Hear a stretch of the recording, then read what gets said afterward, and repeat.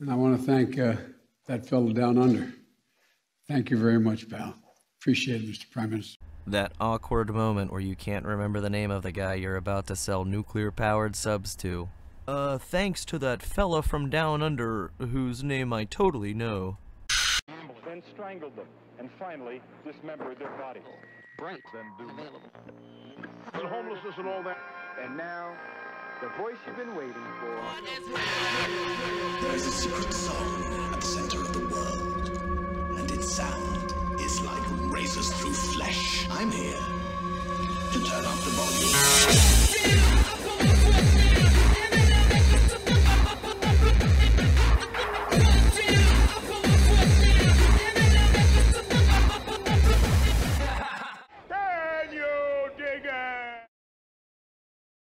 He promised on September 9th that he was going to send 50% more supply of monoclonal antibodies to states.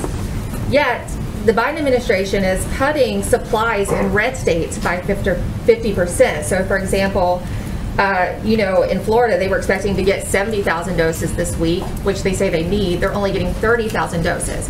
And this is not just for unvaccinated people. In South Florida, half the people who are seeking this treatment are fully vaccinated. So why is the Biden administration cutting these supplies? That's not accurate. So let me give you the accurate information. First of all, we are increasing our distribution this month by 50%. In early August, we were distributing an average of 100,000 doses per week. Now we're shipping an average of 150,000 doses per week. Over the last month, though, and one thing that I think people need to understand for clarity, facts, I know you're like facts, is that monoclonal antibodies are life-saving therapies that are used after infection to prevent more severe outcomes. So clearly the way to protect people and save more lives is to get them vaccinated so that they don't get the COVID to begin with. But over the last month, given the rise in cases due to the Delta variant and the lower number of vaccination rates in some of these states, like Florida, like Texas, just 7 states are making up 70% of the orders. Our supply is not unlimited, and we believe it should be equitable across states across the country. There's been no reports of a lack of supply, so why cut them to those states only if there's no reports? I think our role as the government overseeing the entire country is to be equitable in how we distribute. We're not going to give a greater percentage to Florida over Oklahoma, nor do I think are you suggesting that. Yeah, why on earth would you want to give a higher percentage of the monoclonal antibodies to Florida than you would Oklahoma? I mean, it's not like we have 3.5 million cases while Oklahoma only has 592,000. No, just 7 states are accounting for 70% of the new cases. Well, that's because there's only 7 states that people actually want to go to. I mean, who the fuck on their summer vacation goes, yeah, we're going to go to Oklahoma? I mean, you would think that Texas and Florida are 49th and 50th out of, percentage of people that are vaccinated, but no. It turns out Florida is ranked 21st, so we're not even in the bottom half of the country for the percentage of our population that's vaccinated. But we have all the cases because this is where people want to come to. Meanwhile, Oklahoma ranks 40th. And they don't have nearly the cases. We have, the 10,000 cases new a day, while they might have 1,000 or 2,000 in Oklahoma. I was listening to this story on NPR the other day about healthcare workers and them getting burnt out and leaving their jobs altogether and pursuing a whole different career because they just can't take it anymore. And the first thing I thought was, well, I mean, I wonder how many of those are just, getting lumped into this group that are actually leaving because they don't want to have to take the jab.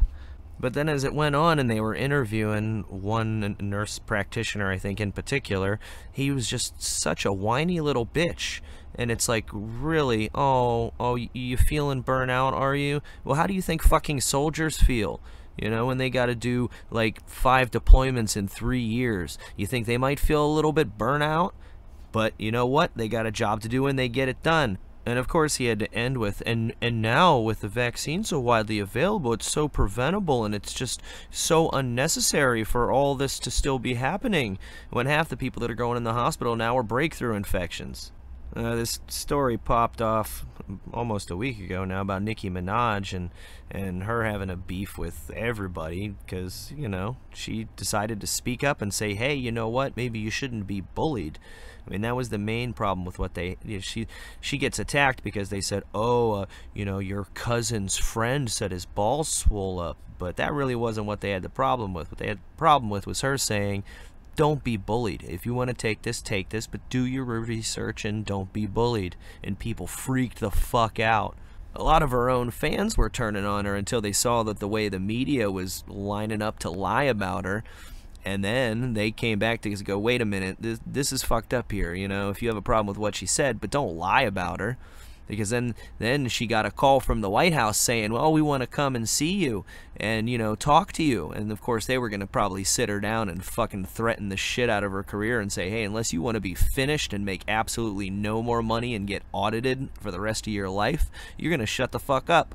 But she said, well, you know, I don't want to travel right now, so maybe we can just, you know, do an online Zoom type thing, and we'll make it public, you know, so that way there's transparency. And then, oh, nope, and then they tried to say, we never invited her to the White House. I gotta be honest, I'm not a huge fan of Nicki Minaj's music, but I gotta give her respect.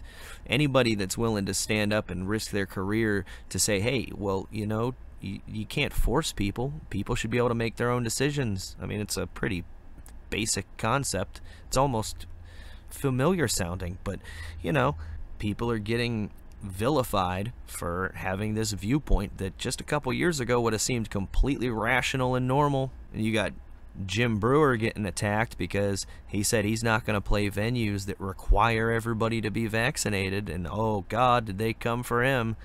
And then same thing with Eric Clapton. He got heavily damaged by the vaccines and thought that he wasn't even going to be able to play anymore because he couldn't even use his fucking arms for a while. And so he's come out pretty hard and said, no, you shouldn't be forcing this shit on people, and I'm not going to play anywhere that does force it on people. And he's been attacked big time over that. And on top of that, he wrote a song that's really good, and I'm going to leave a link in the description to the video for it. It's worth checking out. There was also a story that the press couldn't wait to move away from in the past week, where you had a bunch of gymnasts from the national U.S. team go and testify to the Congress about how the FBI dropped the ball, would be putting it mildly. They fucking covered up, and they refused to do anything about the fact that these girls were saying, hey, he's fucking molesting us. And 17 months go by before they're even going to look into your statement or even investigate it. What kind of shit is that? And we've had one FBI agent resign and another get fired, but they should be in jail. They should be getting locked up. You know, falsifying FBI reports and lying.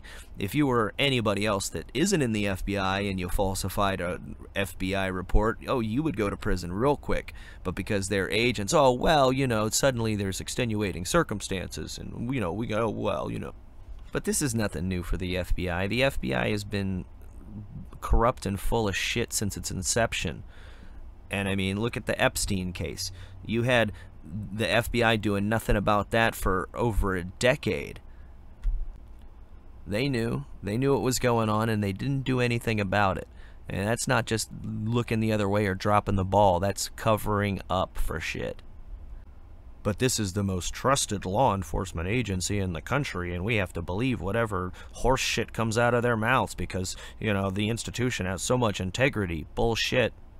If we don't see anybody held accountable for what happened just with this Larry Nassar thing, apart from people getting fired, then you have no reason to trust them for anything.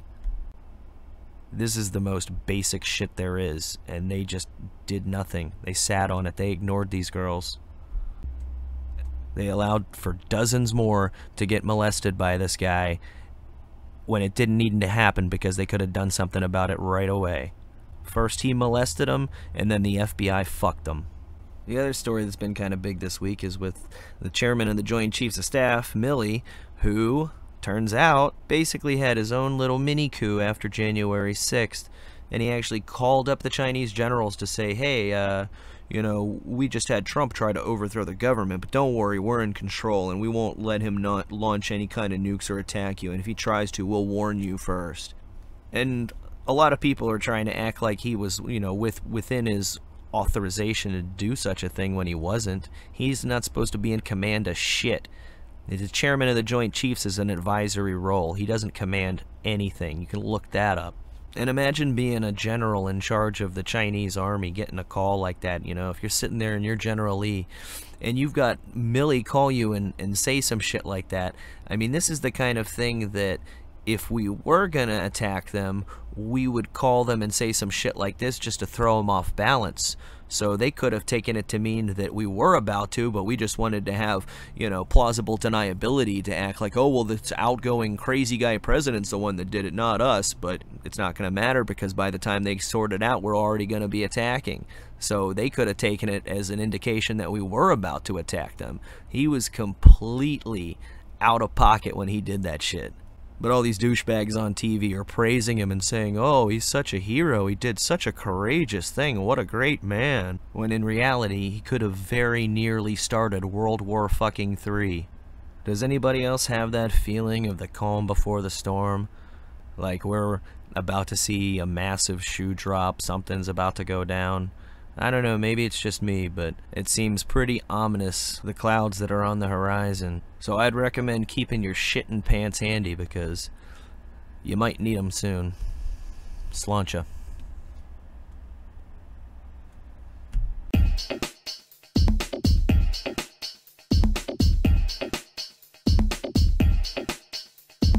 All I have in this world is my thoughts and my word, and I don't break them for no one. You understand? So say good night to the bad guy. So say good night to the bad guy. So say good night to the bad guy. So say good night to the bad guy. Come on. Come on. Come on. So say good night to the bad guy. So say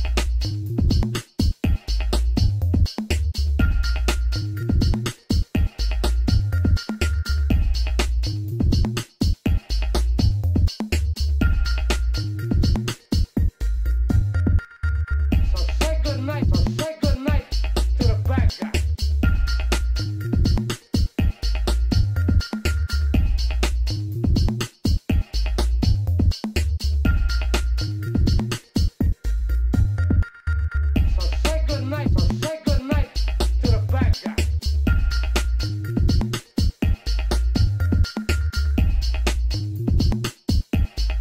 So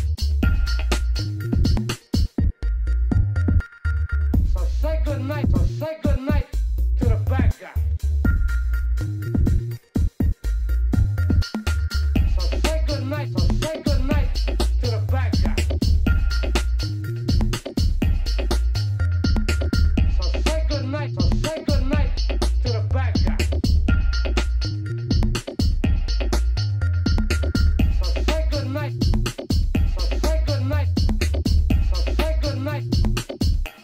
to the bad guy.